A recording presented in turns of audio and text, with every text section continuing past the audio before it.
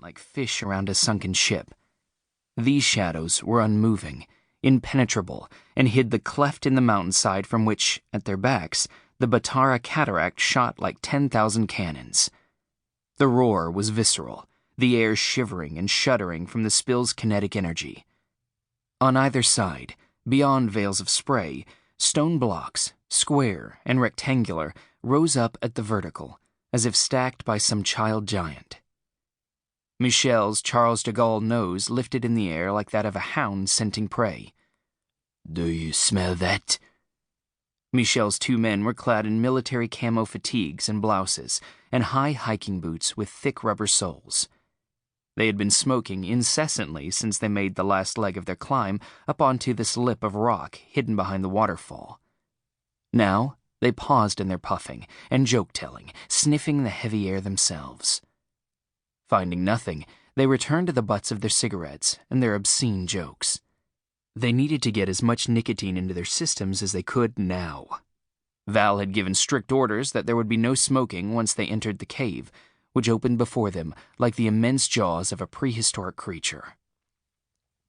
Val, his back to the cataract, made no reply.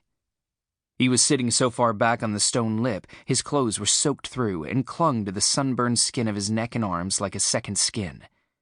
He liked the feeling of being submerged and yet not, as if he were occupying two realities at once, the one overlapping the other.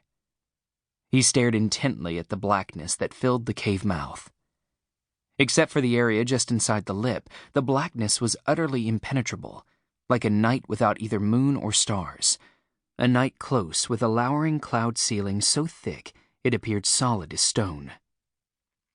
Michel opened his mouth, closed it again out of deference to his client, the man paying him and his men a small fortune to make this trek, which, so far as Michel could tell, was a wild goose chase. Apart from the scat and, occasionally, the bones of small mammals, they had found no artifacts in any of the caves they had been exploring for the past 8 days. Used to the action of regional and sectarian wars, his men were restless. He could sense their discontent. They wanted something to shoot dead, or, failing that, a target to shoot at. They wanted to smell blood. That's what mercenaries were all about. Michel was a bit different. Moving up the food chain into management would do that to you, he supposed. He had learned the value of patience. Still, he glanced back at Val and wondered when he would give the signal, when they would enter the cave that had never been mapped, the very presence of which had surprised even Michel, who knew this part of Lebanon like the spread thighs of Chloe, his current girl of choice. Val was smart as well as clever. So smart, he had hired Michel and his cadre for a spelunking mission because, in this day and age, with Lebanon a hotbed of religious intolerance and murderous violence, heavily armed mercs were far more valuable than a handful of professors and archaeologists or whomever his client normally hung out with. For Val, the incessant roar of the cataract was acting on him like a temporal trampoline, flinging him backward and forward in time. First, he was a child, entering the cave he had been literally dreaming of since he was a boy of 5. So young he hadn't understood its significance, nor had he when he reached his adolescence. And yet the dream had continued to stalk his sleep, the precise configuration of the cave mouth becoming as familiar to him as the rhythm of his own breath just before he fell asleep.